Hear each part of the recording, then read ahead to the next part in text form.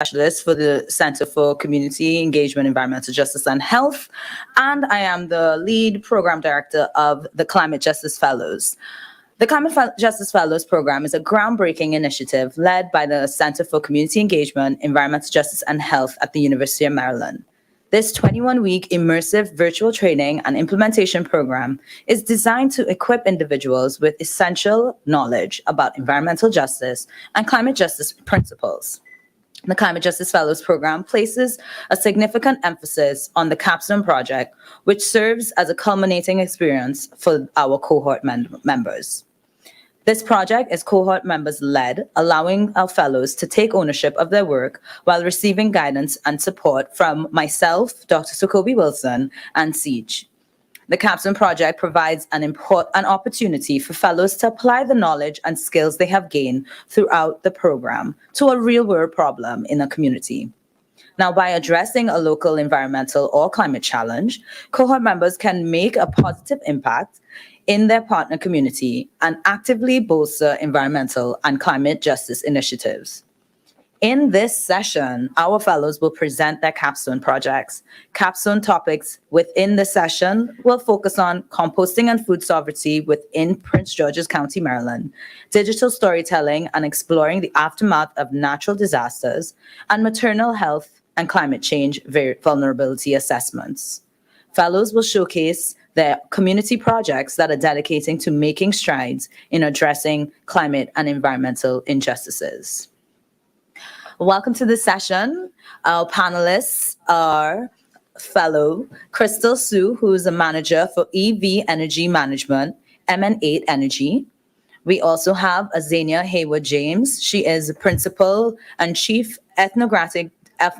principal of the Chief Ethnographic Data Analytics and Technical Development Strategist within the Cornerstone Collective 2020 and DAM Consultants. We also have Peyton Albers, who is a senior here at the University of Maryland. And last but not least, we have Aja Jackson, graduate student at the University of Pennsylvania. Welcome. Our first fellow will be Crystal Sue. Please join us at the podium, Crystal.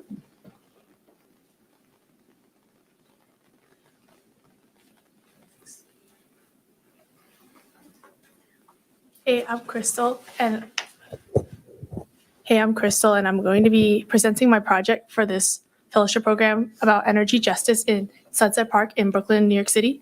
So as Ariel mentioned, I am in the energy space, so I focused on renewable distributed energy. So that is what we're going to be talking about and how that technology can provide some energy justice. So about me and my project is that I am a native New Yorker and I'm a first-generation American, and also I am a first-generation college graduate and white-collar professional in my family.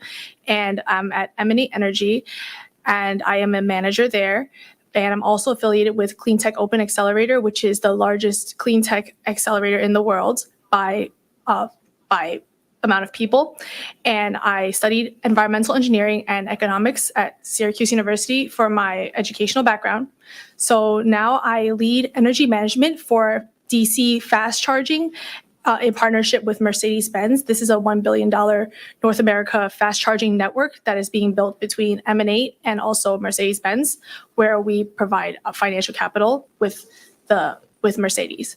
And before that, I led energy optimization at Electrify America, which is part of Volkswagen in America, for the largest North American deployment of DC fast charging coupled with batteries, which are supposed to help with cost optimization of deploying electric vehicle charging. And my background also includes inside distributed energy, in addition to fast charging, is also batteries and also residential rooftop solar, especially in California when it comes to equity, which is one of their defining principles when they create their energy policies. So that it's not only a matter of scaling technology, but doing this in an equitable manner as a fundamental principle and not as an afterthought. And all of this ties together in this, I would call a passion project that I have called DER Project Fair, which I highlighted in the yellow. That is where I present a lot of these activities that I lead. So one of them is this book club that I led, where we tie together data justice with energy justice to show that there are a lot of principles in both of these fields that can really inform each other in terms of how do we further equitable data principles, and then also how does that define and translate in the energy space. So it's trying to share information between these two industries, and I also try to do that within my space in a technical arena and coupling that with energy justice. And I've also done this with net metering policy in California. So today we're going to talk about another aspect of this DER project that I lead is this energy justice in Sunset Park, Brooklyn. And I wanted to focus on Sunset Park, Brooklyn, because I am from Sunset Park, Brooklyn. And so I wanted to look at how, the work that I do, how can I try to contribute from the energy justice lens to this neighborhood? So the first approach that I took is looking at the barriers to DER adoption in this neighborhood. So there's two components to this. The first is to understand the history of this area. What are the knowledge that exists in this place from lived experience and also existing data, and also understanding the location. So this comes down to, I would say, siting, and then also siting of energy sources in the past, and whether we can identify certain burdens and also opportunities for DER adoption.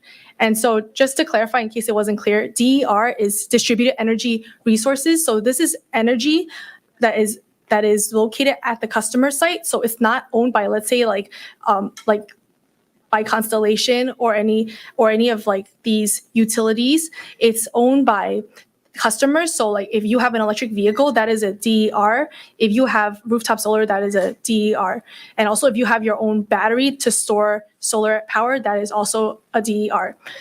And so part of the opportunity for DER adoption is that it creates a shift in the paradigm, because it's not only that the utility is creating, let's say, a solar farm and it's renewable energy, so it's better for the air quality and the environment. It has an additional value proposition in that the customer, because they own it, they have a sense of ownership. And so a lot of the benefits that utilities have, customers can also take advantage of. So part of that is like financial compensation for being able to provide resilience to the grid in the event of blackouts or the need to reduce usage. So these are all benefits from distributed energy resources that when we have customers owning energy assets, they are able to partake in the energy transition in an equitable manner because they have an ownership stake, and therefore they can reap the benefits, not just the utility or, let's say, financial institutions that invest in the technologies. And so I wanted to apply the fundamental principle of energy justice to distributed energy. And the framework that I have created from my other work in DER Project Fair is a framework where there's 3 simple elements, which are transparency, accessibility, and community engagement.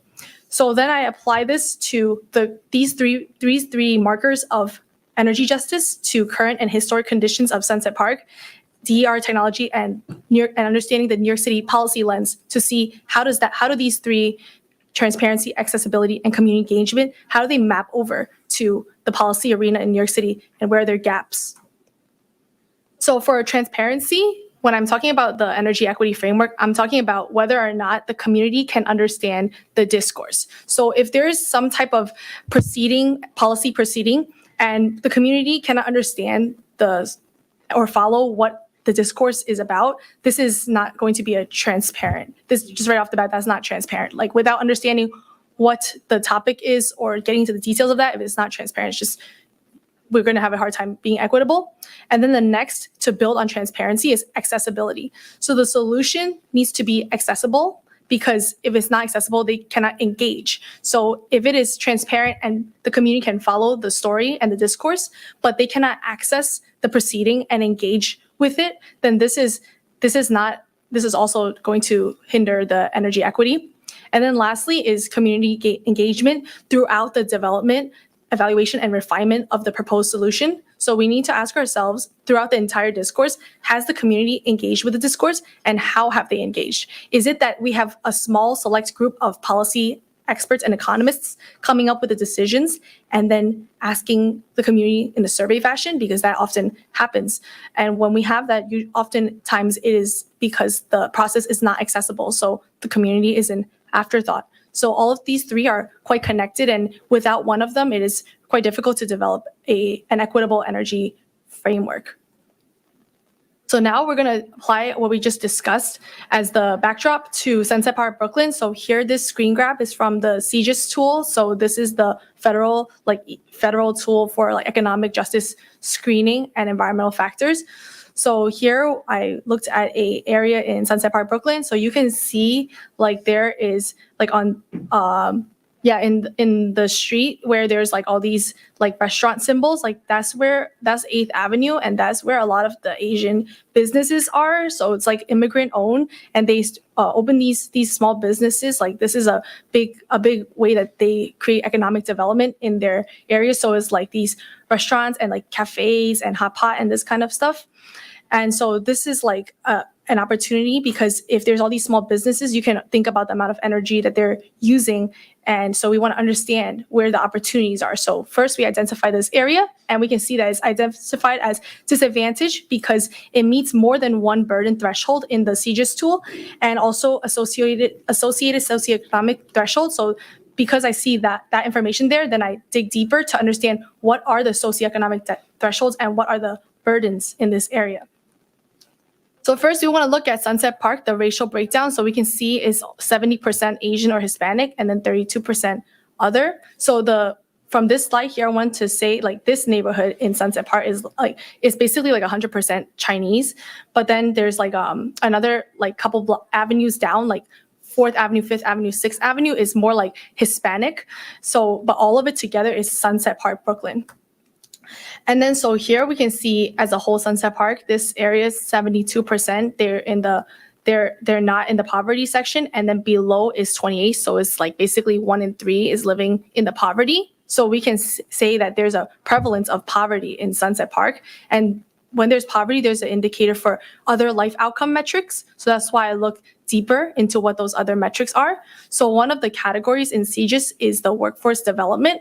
So that's what I wanted to look at, to see inside workforce development, where the opportunities are and where are the gaps. So we can see here that there's significant barriers to economic mobility, because there's the 91st percentile of low income status here. And this is in comparisons to the rest of America. So this is 91st percentile of low income is the characteristic of this neighborhood in Sunset Park. And we can see there is like very serious linguistic isolation here as well at the 99th percentile. So these are all things we should keep in mind when we're talking about engaging with the community, is that this is a low income community and also faces linguistic isolation. So this brings to top of mind for the 3 principles I mentioned about transparency, accessibility, and community engagement, and really thinking about accessibility, because this signals to me that there may be some extremities here in terms of linguistic isolation that we need to consider when we're talking about engagement. And also for high school education, this one is actually quite high, because the threshold for this one in CGIS is the 10th percentile. So this is like 5.5 times the threshold for the percentile that would flag a tract for high school education. Like this is like a low level of high school education, which from my lived experience is accurate, because many of these are like immigrants, and when they come here, they have very low education. So they either go to like a trade school, or if they do not go to trade school, they are not able to enter the workforce in like I would say meaningful, like livable way. So this is part of the barriers that is happening in this neighborhood. So then the next metric I looked at is in another category, is the transportation category in CGIS. So here I want to understand more from like the transportation area and understanding how that connects to health. So here we can see there's like a health concern due to the diesel particulate matter. And oftentimes the diesel particulate matter is like from the trucking industry, where the pollutants are like these diesel particulate matters. And that maps out accurately to the traffic proximity and volume. And I think that the traffic proximity and volume is high. However, it's not like in the 90 plus percentile, because with like the trucking, there's like the routing throughout the day that may not be throughout the entire day, like let's say passenger vehicles. So that's why it's lower. But because they may show up early in the morning or like late at night. So that could also contribute to why it's lower, because it's at set times of the day where you see these large trucks pass by. But when they do the pollutants are very harmful to health outcomes. And then, of course, I mapped it also to give the context of like these low-income communities tend to have these types of siting issues when it comes to transportation and transportation routing and other types of environmental injustices. And then lastly, I looked at the energy metrics from CGIST. So from energy metrics, we can see that it's not super clear. So this is where I started to dig deeper, because we can see that energy cost it did not skyrocket like the other two, and nor did PM 2.5 in the air. However, PM 2.5 in the air, I can understand, because like I was saying about the routing of the trucks, this can bring it lower because of the timing versus passenger vehicles that are 24/7 transported across the highways. So because I see this, then I understand that there could be information that's not captured in the data because it didn't follow the flow of the other two. So there might be data that's not just simply analyzed just from like a bar graph from the CGIS tool. So that's when I thought that these energy metrics require analysis coupled with lived experience. And when we look at it in that way, we will find out that there's a peaker plant siting in Sunset Park. And that is what this project focuses on very much, is about peaker plants. So peaker plants are the dirtiest form of energy because they use the most high polluting fuel sources, such as natural gas, which produces these nitrogen oxides and sulfur dioxide, which contributes to poor health outcomes, like long-term damage to the heart and lungs. And you will see very high asthma rates for communities that are near where peaker plants are sited. And so the reason why there are peaker plants is because they are supposed to be available for extreme weather events or extreme demand, where there's extreme demand for energy. So when there's, let's say, like a heat wave and many people turn on their AC more than usual, then a peaker plant will turn on. And so they're not used often, and they're not paid for when they're used. They're paid for existing, which is what I highlighted here, for what there's called capacity payments. So a lot of tax ratepayer dollars goes to funding these peaker plants just to be available. And they are also paying for it with their health. And so this is like multiple levels of compensation through financial and also health compensation from these communities to keep these peaker plants online. And so in Sunset Park, there is a peaker plant on 1st Avenue, 53rd Street, that is the Narrows Generating Station. So for context, as historic context, when we try to understand energy justice and energy injustices, this peaker plant is owned by a hedge fund. And so because they, like I was explaining with distributed energy, where if you have ownership stake, you also gain the benefits of your energy source. So because this hedge fund owns this generating station, they have reaped the financial benefits of the Narrows Generating Station. And also utilities, because they are also part of this business model, they also reap the benefits when ratepayers, so like the people who pay electricity bills, they are able to make a return on investment from their ratepayers for having this peaker plant that is producing long-term damage to the heart and lungs.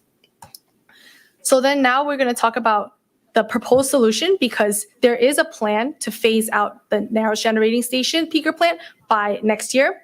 So the difference between the proposed and the equitable, the similarity, I would say, is that they want to phase it out. However, it's the way that they're planning to phase it out. So this is actually happening like right now, this discussion.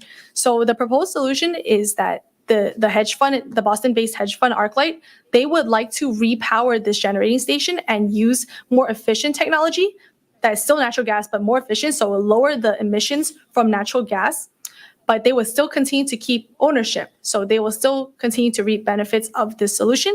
And also it is a natural gas solution, so it's not going to keep us on track for the New York State climate goals, which are quite stringent, and they're quite ahead of the country in terms of the amount of progress they've made in terms of outlining quite detailed their climate action plan. So this would actually conflict with a lot of those goals, and also the Justice 40 initiative, which is actually based off of New York's plan of the 40% going to disadvantaged communities. Is started with the Climate Action Council in New York City. So this is the proposed solution, and they're still fleshing it out. But this is the tone that they've set. And so for an equitable solution is, yes, we do agree with the proposed solution to phase out this station. However, the question is, how do we do it? So the two components that I look at is, first, we should take a look at the unique profile of the community and center that. So from the exercise we did before with the CGIS tool, there was an area around workforce development. And the way that I think we should do it is be targeted and intentional with centering that profile. So we should do it through economic mobility and also making it linguistically accessible. I think that is the way we will get to workforce development. And so we should prioritize clean energy solutions that meet the New York State goals. So this is with solar and storage as a technology and also energy storage. And these solutions are on track in New York State. So then I look at these programs, and these are the two programs that New York already has. So this is a good starting point, which is the 6 gigawatts of energy storage and also the New York Sun Solar. So I analyzed whether it's equitable or not. And I would like to briefly say that these programs are on track to deliver a more equitable solution because they do not discriminate against a certain technology. And they actually try to follow market mechanisms that also are able to strike the balance between that and also not allowing for different customer classes to participate in the energy transition. And that's the type of solutions I believe that we need. So that's how I analyze it.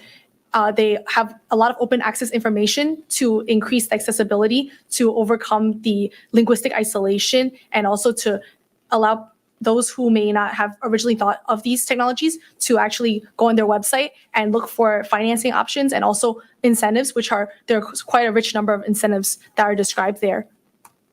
So that's my closing remarks are that's how I would say we can start to think about embedding energy justice into clean energy transitions.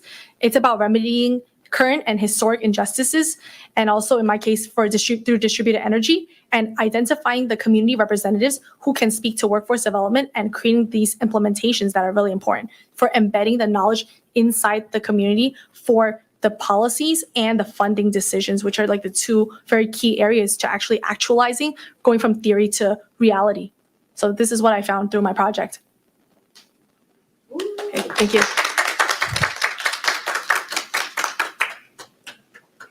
Wow, thank you, Crystal.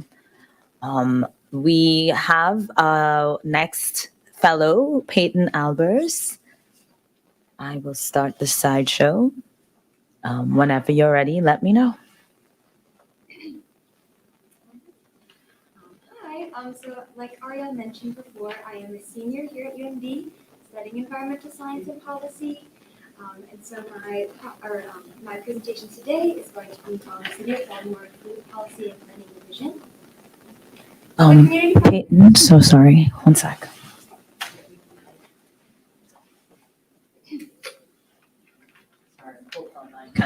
Oh, sorry. So my community partner is Jessica Fink, who is a food policy data fellow in the Department of Planning in the City of Baltimore. She specializes in community engagement, data analytics, and health policy analytics. She also is the person that reports to the mayor on how the division is spending the funds that they have been granted to them. And it kind of took me a little bit to find Jessica, so I was a little bit delayed in my project, so I was not actually able to work with Jessica in the community quite yet, but in the next coming months, I've been talking with her, planning on how I can get involved in some of the projects that she's working on. So today I'm just going to discuss the projects that she's involved in and kind of promote them. So the Food Policy and Planning Division oversees the Baltimore Food Policy Initiative, or BFPI. And this initiative has 3 pillars to it, interagency collaboration, the Food Policy Action Coalition, or the Food PAC, and then resident food equity advisors, or the RFEA. And so within these 3 pillars, these efforts seek to build equitable and resilient urban food systems. And these do work to address health, economic, and environmental disparities where there is high food insecurity. So the first one is interagency collaboration. So the BFPI involves the work of many organizations within the city government. So a lot of them are coming together and it intersects throughout the Baltimore Department of Planning, Office of Sustainability, Baltimore Development Corporation, and the Health Department. So this initiative is similar to a model that was already done in Oakland, California. It was for a food policy council.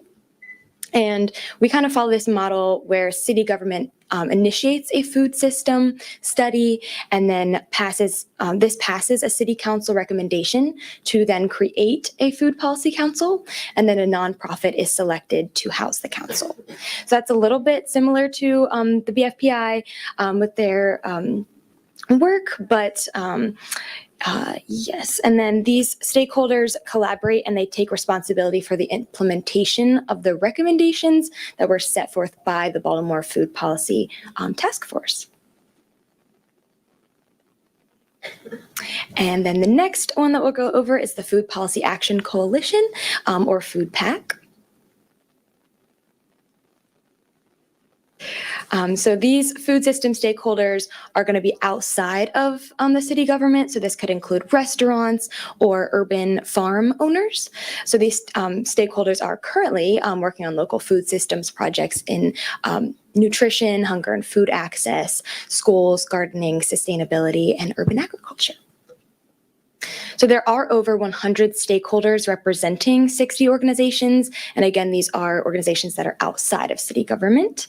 But the Food PAC is not a formal decision-making body. So it's not a food policy council, but it is an advisory group. So it allows these organizations to meet about 6 times per year to provide updates and discuss policy issues that they might have with the food policy director. And so this kind of allows the BFPI and the city government to get involved with these organizations and hear their challenges or any issues and be aware of those and try to resolve them. So the next one, the next program would be the Resident Food Equity Advisors, or RFEA. Okay. And so this program really focuses on community engagement. So what happens is that Baltimore City residents apply to participate, and then the BFPI chooses a cohort with diverse demographics and diverse experiences with food access challenges. So they meet in order to kind of discuss those challenges that they face so that BFPI staff can gain a better understanding of them, and so that they can work together with the advisors to develop policy recommendations for the city to actually consider to implement. The BFPI specifically seeks representation from seniors, parents of young children, and Latinx community members. And then another point to this program that I find really unique and really important is that the advisors are compensated. So they are paid $17 an hour to attend 2-hour meetings once a month for about 6 months. And so this compensation, I believe, really does also contribute to racial equity by compensating these individuals for their lived experience, as communities of color are disproportionately affected by food insecurity or failing food systems.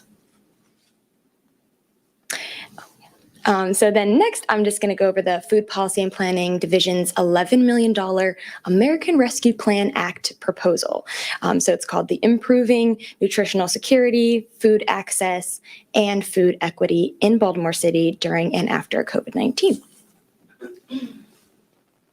So the first, there's 5 pillars of this proposal. So they include, so 1, to continue COVID-19 emergency produce box distribution, and then also increase SNAP participation and distribute fruit and vegetable incentives to residents, expand nutrition incentives at farmers markets, implement a produce prescription program at MedStar Harbor Hospital, and then also to build the BIPOC local food supply chain by improving access to produce.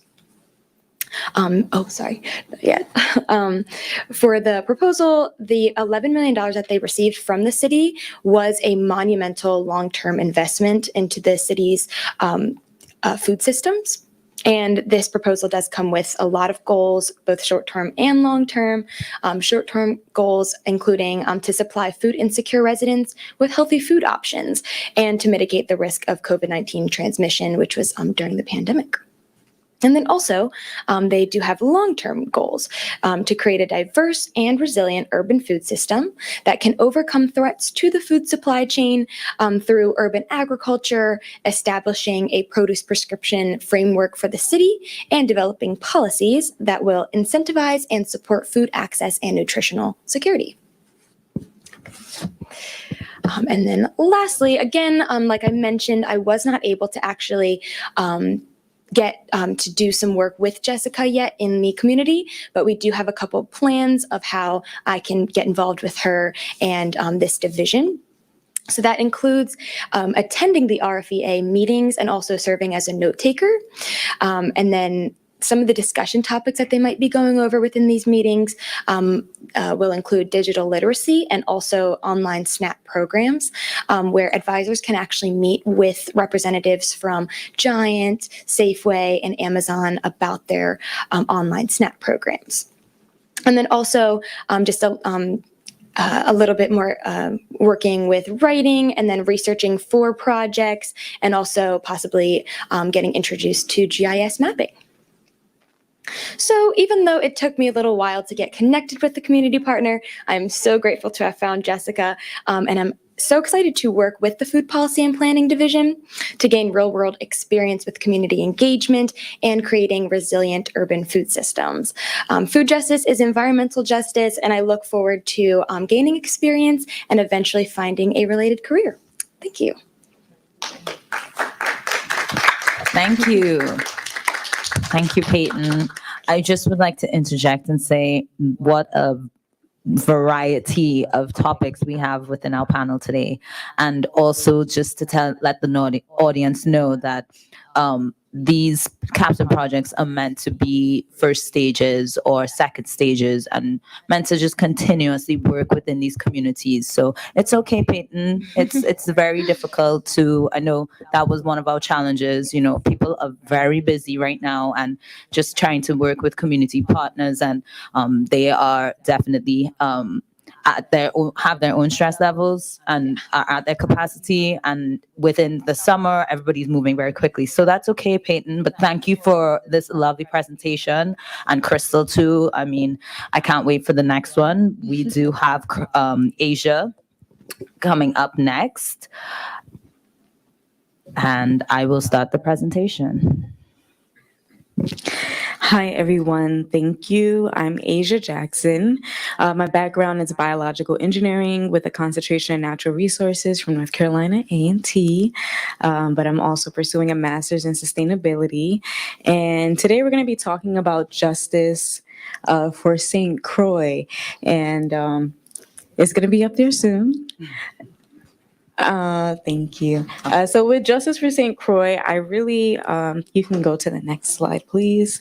I really wanted to use the power of storytelling to highlight how corporate irresponsibility, climate change, and limited resources really increases the vulnerability of a community, and how these factors, as they continue to increase, we see how communities' environmental and public health, it starts to degrade. And when that starts to degrade, we see community having a harder time to be able to recover, to be able to resist, and then to also be able to move forward and be sustainable. So I'm hoping that by the end of this short docuseries, once it's fully created, that we can ask ourselves, can a company be sustainable if an environmental justice framework is not included in the process, and they're not thinking about how they are impacting people in the future and how they impacted people in the past? Next slide. Okay, so this is just going to be an interview that I had with Jennifer.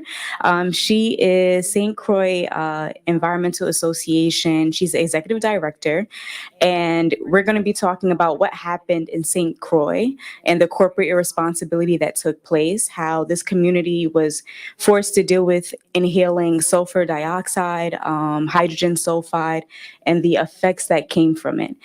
So if you can press play. And you can end it at like 13 minutes. In spring 2021, Lime Tree Bay Refinery showered the community with petrochemicals. There was a technological breakdown that occurred.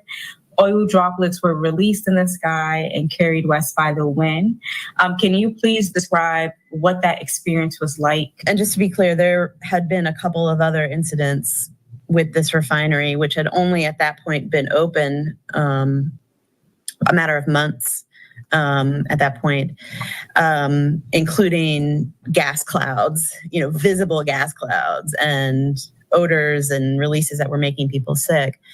But this particular incident we saw because there was visible fire, visible flames coming from one of the towers at the refinery, and which of course produced smoke from what was burning in it that people were smelling, and it was making them sick, and you could just see it. And so at finding out that not only was this a big fire, but there were oil droplets all over throughout the whole west end of the island. So this refinery is located about mid-island, and there's a good 8 miles of island beyond that. And I live near the end of that. And, my neighbors, folks in my part of the island were affected by it. We spoke to a lot of people we kind of were investigating this a little bit more and more. And we spoke to a lot of people and found out that, this affected people's gardens, killed a lot of plants, gardens that people rely on for food. But probably most significantly is here in St. Croix, a lot of us get our water by collecting rainfall on our roofs, which then goes into a cistern, and that water is used for drinking, for bathing, for washing, everything. And if you have petrochemicals on your roof, it's going to go into your water system. And again, we've talked to many people who to this day still can't use their cistern water. And people, again, all sorts of things, people getting sick. A couple of folks, their pets died because they were drinking the water. Some people lost all of their laundry, all of their clothes, because they washed it in this water. And it's no small thing to replace and clean a cistern, or replace and clean thousands of cisterns, because that's how many people were affected. Was there anything set in place to help the community during this time, since they didn't have access to the basic necessities? Not immediately. There eventually was, because of the outcry from the community, the refinery set up water distribution where people could go and pick up bottles of water and use that for their homes. It's obviously, there's all kinds of problems with that. Obviously, you would rather not have to go wait in a really long line to get water. They were all in plastic bottles, small plastic bottles, which contributes to our landfill and to, in perpetuity, basically, you're having all this extra plastic. Plus, it's not really enough to replace, you're not going to put bottled water into your washing machine, it's not enough to take a full shower with. So it was a stopgap, and it certainly was okay for drinking water for a little while. But those distributions actually continue to this day. So we're talking 2 years later, where people are just having to rely on picking up water rather than having, the source that we're used to. And that's a lot more sustainable. I know a lot of community members did express how they couldn't breathe. That was something that we heard often, how they were strangled by asphyxiation because the emissions were so strong that it was creeping even into people's homes, where they had to leave their homes and get in their car and drive upwind. I'm upstream, just to be able to breathe and sleep at night. So can you talk more about that, and also the displacement that occurred because of the situation? Yeah, I mean, it really was that bad, and with no warning. I mean, I can tell you my own personal experience. Again, I live 7 or 8 miles from the refinery, so I'm not even. There are people who live right up against the refinery, and obviously it was so much worse for them. But I remember waking up, not knowing what had happened because we didn't know the refinery had opened, and just feeling tightening in my chest and not able to breathe, and walking around trying to figure out what was going on. Did we have a leak in the house? Was something going on? And I walked outside and realized that it was everywhere. People who were closer, people who had small children, people who already had, maybe pre-existing respiratory issues were really, really suffering. I mean, medical emergency type of suffering, and not everyone can leave. Some people did. I know people who just put their kids in the car and drove to the other side of the island, but there's nowhere to, just sit and be. You can't just hang out there. There are no shelters, or anything like that. So you're basically driving around in the car. Hopefully you have friends on the other part of the island that maybe you can sit with, but it was nearly every day. So, it started one day, we were figuring out what was going, but then it happened and it would die down for a little bit. And then all of a sudden at 3 a.m, you would wake up and just feel like, when you have those really bad dreams where you think you can't breathe and you wake up from one of those, except that you still can't breathe. It was really awful. And I know, and it just saying like, I remember thinking to myself, how are we going to live like this? Like, this can't happen every day. I had the luxury of being able to go to an office that was downwind from the refinery. And that's the only relief I had. But not everybody, most people don't have that. And to think like this is just going to be our life from now on, that's crazy. So that's kind of when we started trying our best to figure out what was going on and start advocating for some oversight of the refinery. So you talk about the fact that how people were displaced and not necessarily not everybody has the luxury, which is a common thing for especially whether it's mid or low income people, don't have the luxury to leave when a disaster, whether it's a natural environmental disaster or corporate challenge is happening, like they don't have that luxury to just pick up and leave and go somewhere.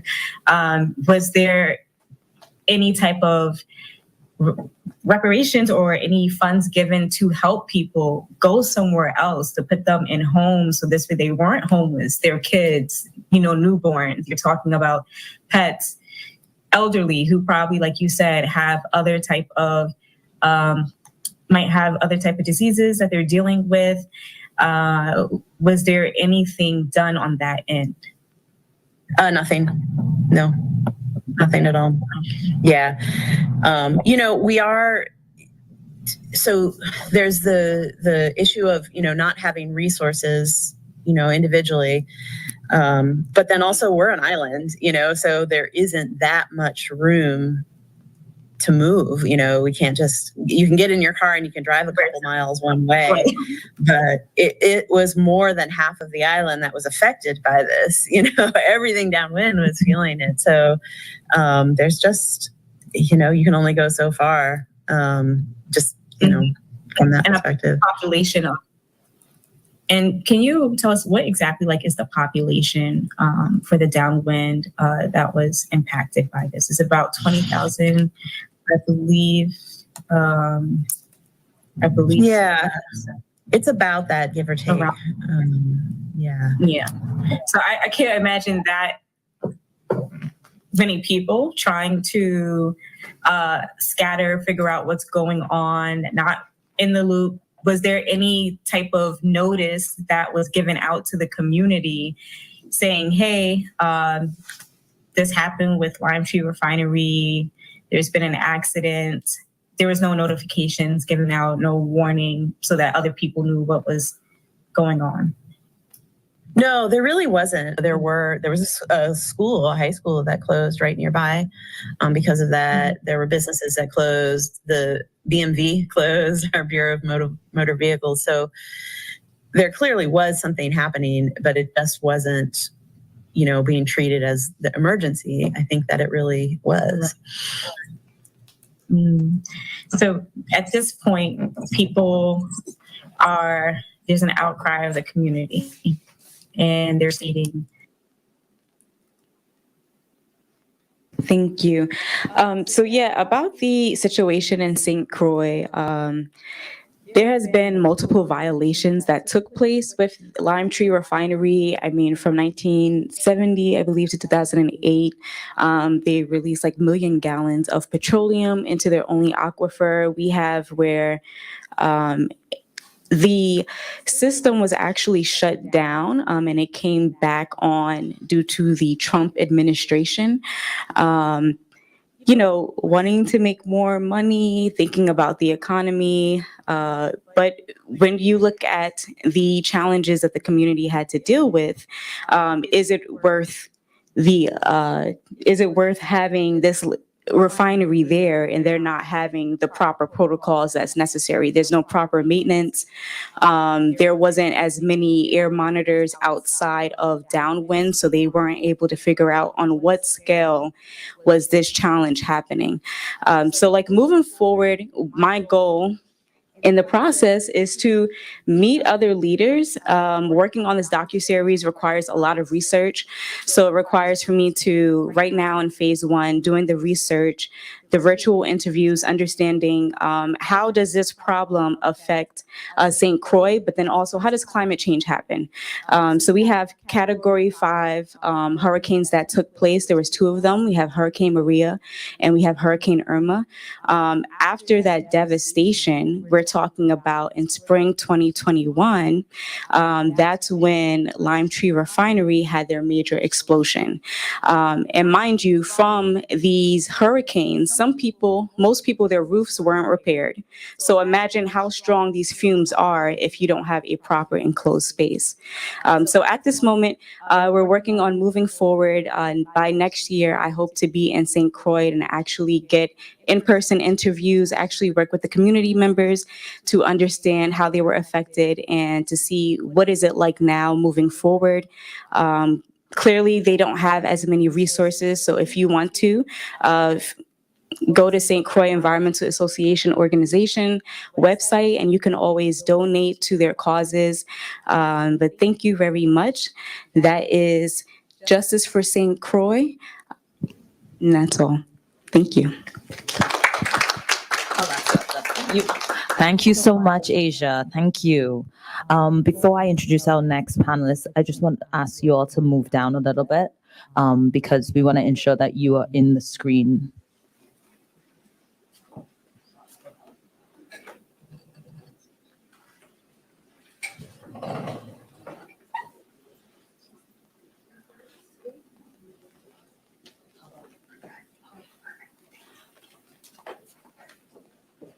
Thank you for your patience. I'm just going to, oops.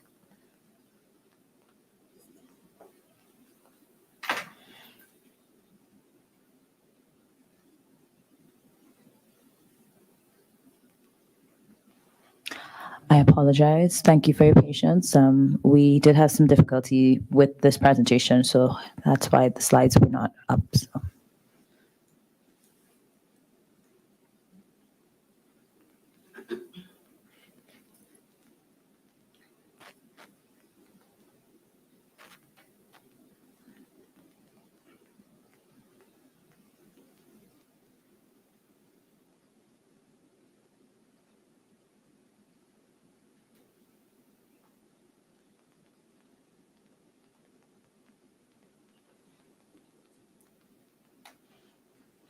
Okay, our next fellow is Xenia Hayward James. You have the floor, Xenia. Very good. So,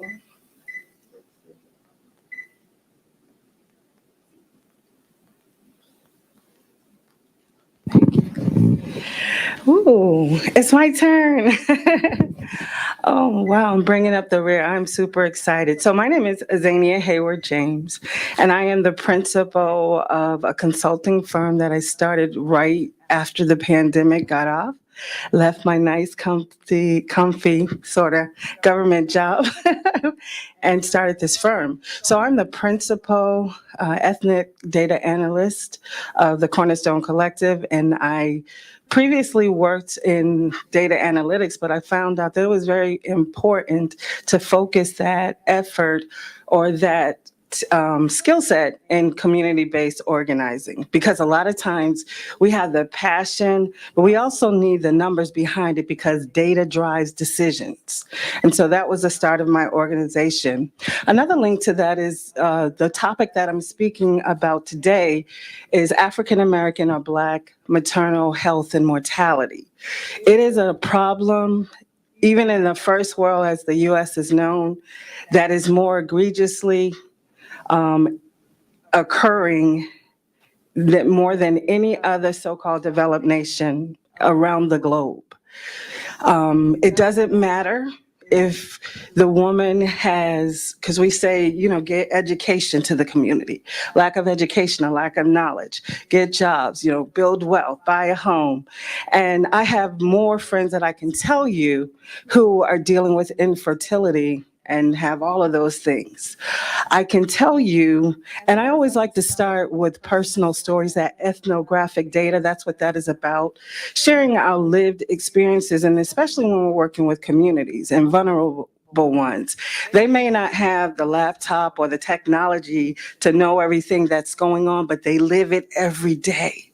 And that, what they see, they live and breathe, is real data. It's qualitative data and it's ethnographic and it tells a story. A lot of times when others go into these communities to do research, that data is very valuable. A lot of times the community doesn't get to get the benefit, like they tell their stories, and a lot of times they're forgotten in the bylines of the white paper. So I chose maternal reproductive health, reproductive justice, mortality, and particularly in African American Black populations, because it is the highest of all populations in the United States.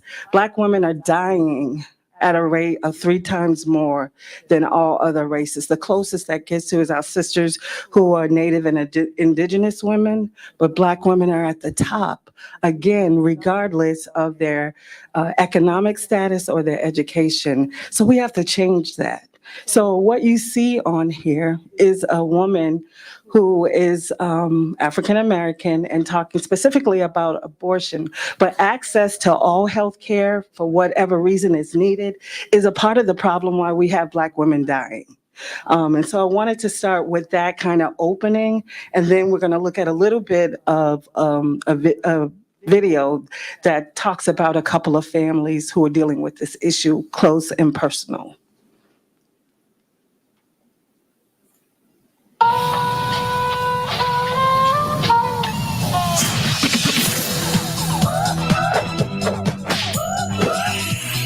Remix your routine. Make it a Hidden Valley Rant. Gotta love YouTube. I was just about to say, sorry. But we're amongst family. We know how it is. So African here it American is. mothers dying at a higher rate than any other racial or ethnic group from childbirth-related complications. Families affected by this tragedy share their stories on the day their lives changed forever. Janae Norman has this report. What was supposed to be the start of a new life turned out to be the end of another. 26-year-old Amber Rose Isaac was preparing to give birth at the height of the coronavirus pandemic in New York City in April when everything changed for her partner Bruce. And I just remember staring and, looking at her face and seeing how scared she was, panicking a bit. So I'm telling her, yeah, we're going home. This is what we prepared for. This is what we were ready for. It's time. And she looked at me and said, yes, all three of us are going home. And that was the last time I seen Amber. Amber posted on Twitter about, quote, dealing with incompetent doctors. She died 4 days later. Bruce says Amber tried advocating for herself, but doctors just wouldn't listen. She voiced her concerns to her OB. She was letting her know, she's not feeling right. She's feeling a lot of discomfort. She's having shortness of breath. And her OB didn't really understand. She was like, oh, well, there are other women who are working while they're pregnant.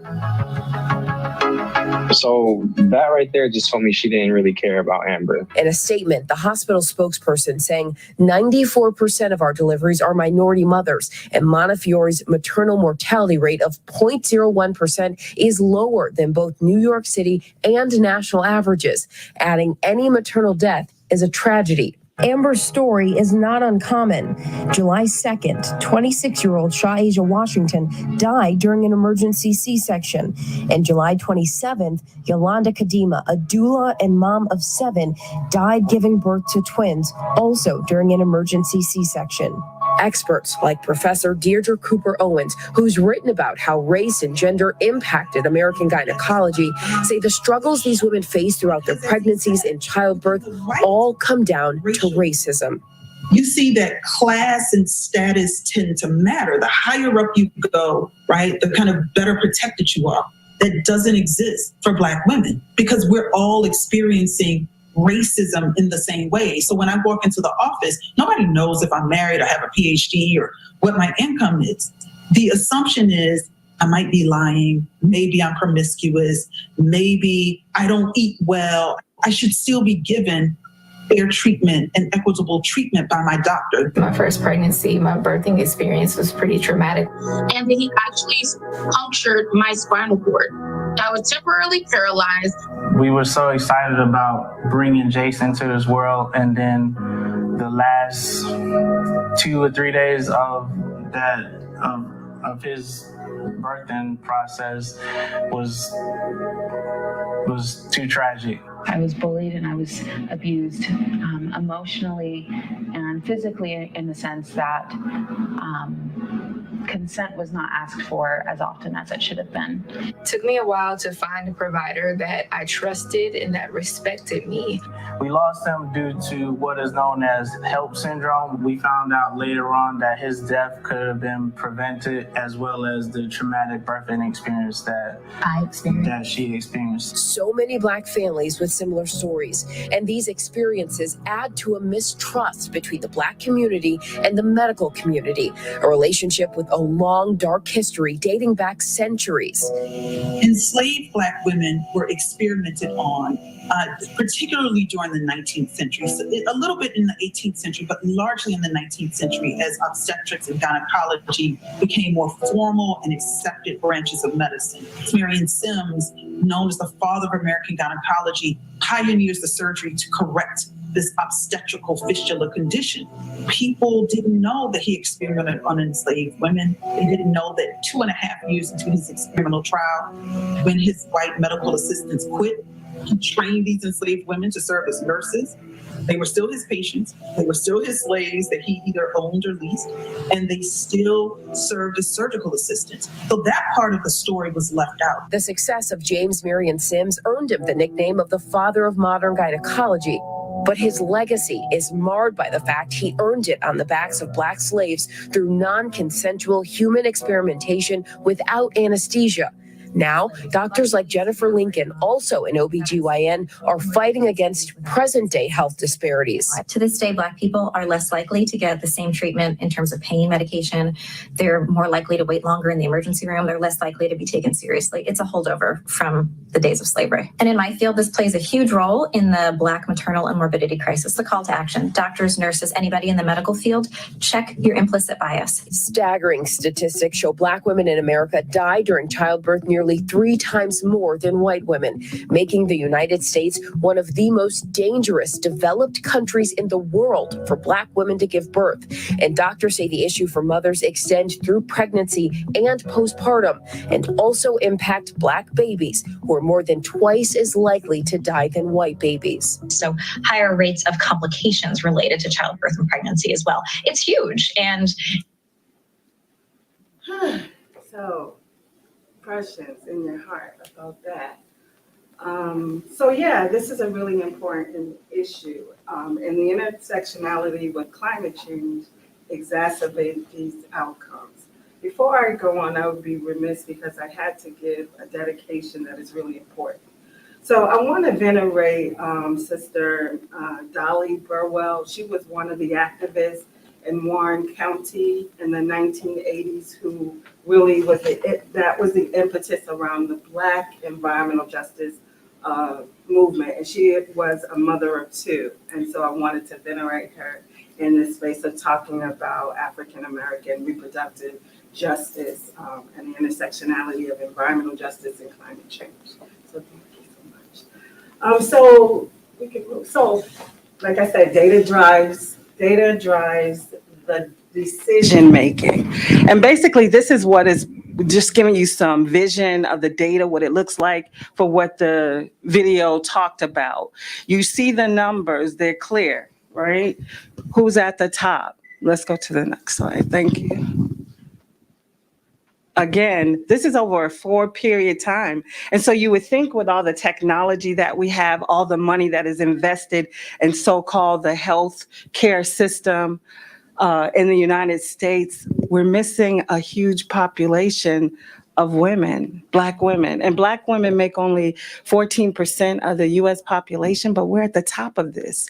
And this is a continuum. It hasn't slowed down. And then I think about this, and I want to point out, when we talk about what we invest in, I always say the children are our future. Some people say the children are leading us now, but when you think about the efforts or the campaigns that are going on around the country about history, number one, how many of you knew how the father of gynecology started? How many knew that? So I'm a public health student. My background was at Spelman was pre-med. We didn't get taught that even at Spelman and HBCU. I didn't find that out until a couple of years ago. So that is the problem, but we're talking about not teaching history, and particularly to young women and men who still get pregnant. We still have an issue with teen pregnancy. So a part of this wanting to do with the project that I want to be working on is about community engagement at the forefront, because you can't serve a community without bringing them to your side. You get permission to come into their community and walk with them through these different circumstances. So I wanted to go to the next one. Again, so this is pregnancy-related mortality rates. Again, the data is clear. I don't have to point it out again. So let me go to my slides. I wanted to talk about what my strategy is. So currently I'm working on a collaborative, and one of the things that we really emphasize in the fellowship, the Climate Justice Fellowship, is around community engagement, and definitely engaging collaborative partners, people who have boots on the ground, have investments. And one of the persons I was really impressed with, and her name just went right out of my mind, but she was a part of the Baltimore City Land Trust. Shonda Campbell. Yes, and I was so thrilled by her presentation. Through the climate justice, we had weekly curriculum that included not only readings, but it also had real people coming in to talk to us who were boots on the ground, working in the particular areas of environmental justice and climate change. And that was really powerful. And the presentation that she made was really powerful because they were talking about the presence of an incinerator in their community that has been adversely impacting people, again, poor air quality, poor air pollution, and asthma rates and other COPD conditions across generations from children to grandmothers. So the what I would like to do, and I was one of the ones, unfortunately, I didn't get paired with community partners, although that's one that I'd like to. John Hopkins Bloomberg also has a maternity mortality program surveilling what's happening with Black women and birthing outcomes. And so my goal is, again, I was saying I'm partnering with, through a collaborative partnership, working in Baltimore, Eastern Shore, and Montgomery County around climate change and resiliencies. And in these three places, the goal is to establish resiliency councils with community members who live in the areas that impacted. The one that is already started is in Baltimore. And so what I'd like to do is partner with them, because I want to look at the intersectionality of the reproductive health and also the impacts of climate change, particularly on African American women who are pregnant postpartum up to a year, because it exacerbates the health condition of these women. We can go to the next one. So doing, as I said, the continuum of pregnancy, before they get pregnant, after, and after the birthing process, and particularly postpartum, because there's a behavioral health component to this. A lot of people have postpartum depression, and a lot of women have used substances, or they have actually committed suicide or killed the baby. So it's a very difficult time, because when you're talking about climate change, you're talking about what we have experienced this summer. Extreme heat. The heat index has gone up 1.2%. The earth is hotter than it's ever been. I can't even imagine that, with dinosaurs walking around, and we're hotter now. And then next year, the projection is that it will increase to 1.5. It's hot. Stevie Wonder said it's hotter than July. I think it's hotter than August, September, and the rest, because it was truly a hot summer. I like to throw in those things because I'm a music head too. So this is the first part of the program that I hope to develop in partnership with these resiliency hubs.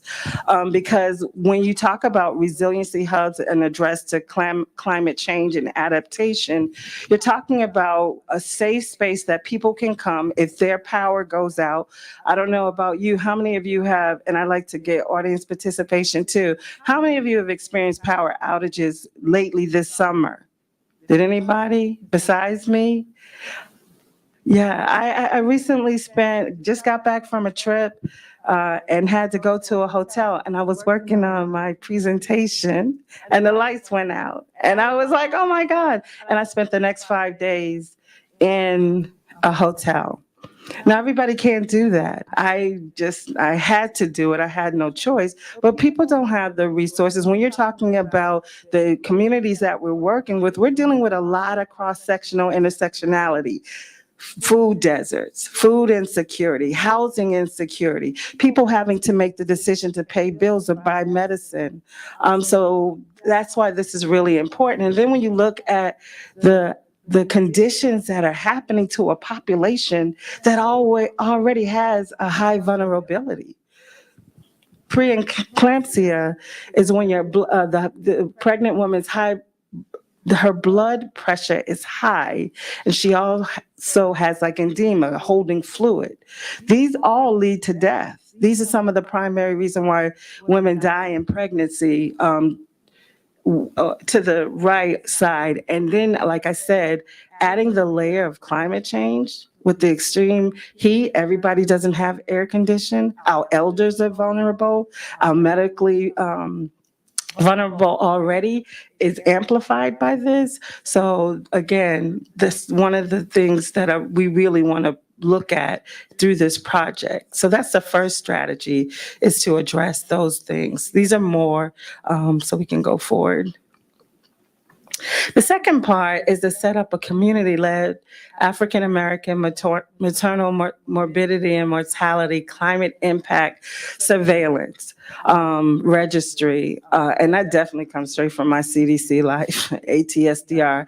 And the registry really would track the health outcomes of these women. So that's where the partnership need comes in. And like I said, I already know that John Hopkins Bloomberg here in Baltimore not here, but in Baltimore, has a registry, and they're doing work in the community with the community that is ethnographically centered. So that's one partner that I identified. And so the other part, because of this time of where we are with climate change being funded in terms of policy by the current administration, like the IRA and the Justice 40, my goal is, I always tell my team, when I go to provide technical assistance to communities, I want to replace myself because they live there every day. I can't come, and I shouldn't have to come, but I can help to build capacity so they can. So the second part of this strategy too is to establish an education and training pipeline program to build capacity to run M3. And we may have missed what that is, but it's maternal mortality and morbidity. That's the M3. I like to come up with catchy phrases. Surveillance registry. So that involves also not only community members, but also students. Particularly, I like to go with students, one, who have an interest from whatever university they're attending, but specifically for HBCU, because one of the things, there's like 2% of African-American doctors. And even in the video that you heard, the gentleman was talking about his wife, and he said it was a woman. Sometimes because it's a woman, and even sometimes if it's African American, I can tell you personally, my oldest daughter had my first grandchild. I have a 2-year that I'm in love with. Her name is Anaya Marie, and yes, she governs us all. But my daughter was vegan. She decided that she wanted to have a birthing space. She didn't want any medication, so she had a whole birthing plan. She's definitely my child, and I love that. When we got to it, it was during COVID. So the other thing was no family member other than the father could go in there. But sometimes you need your mama in certain circumstances. So even just that emotional piece for her, and she suffers from anxiety, was a lot for the entire family, right? So that being said, everybody is not culturally competent. And that's one of the things, even when I was at CDC, that we pushed, that the doctors, some actually came from Harvard. They already had their medical degrees, but were getting an MPH. And those were the things that we emphasized and brought training to them, because that's serious. My daughter had an African-American male OB-GYN. And what he said to her, it gets me mad every time I think about it. He said when it came to having to do an emergency C-section.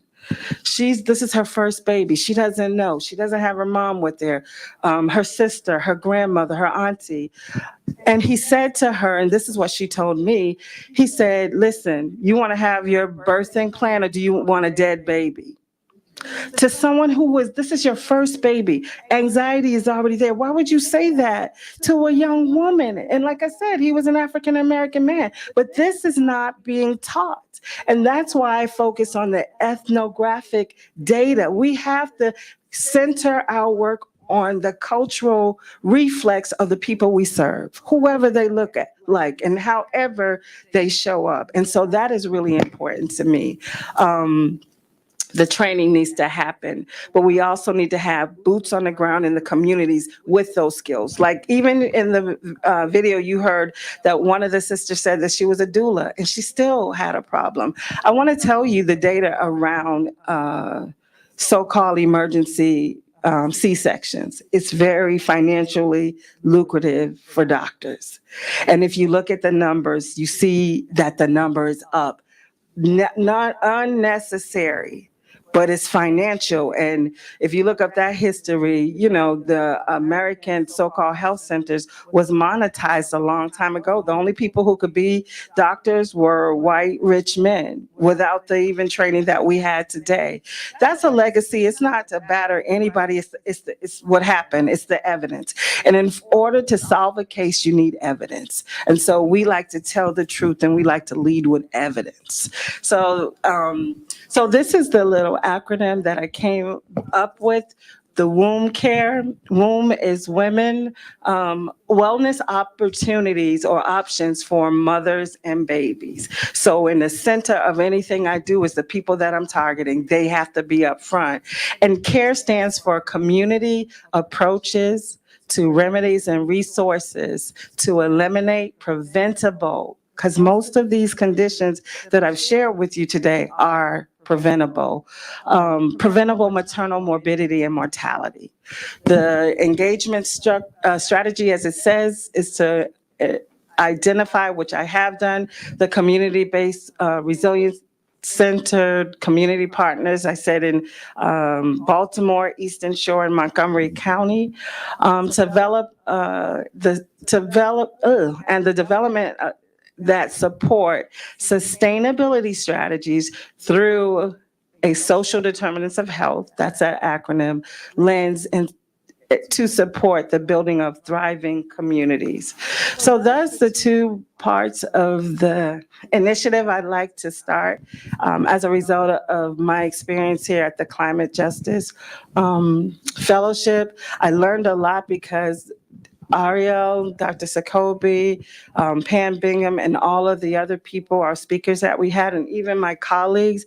It was just an amazing experience. And I always tell people, I don't even know how I got into this Justice Fellowship, but I'm so glad I'm here because I really have made a network of colleagues that I really respect. And I really appreciate the things that they've brought in terms of the programs that they seek to. I didn't know you, Asia. You went to St. Croix, so it was really wonderful. So my lessons learned is that we have to replicate this. This can't be a one and done, and I think I understand we are the inaugural class. Yes. Yes. So I hope we brought a lot. There's more to do, but it was really good. The curriculum was amazing, and more important was you, Madam. The coordination that you did, the sensitivities that you have, the support that you provided to us were wonderful. So when you get to my last slide, I do talk about, those are the communities, the thanks to Dr. Sakobi, Ariel Wharton, Pamela Bingham, Lynn Riley. I hope I get one stipend. And the entire class, my colleagues. It was a wonderful experience. Yeah, that just happened today. Look, I tell the truth. Thank you all.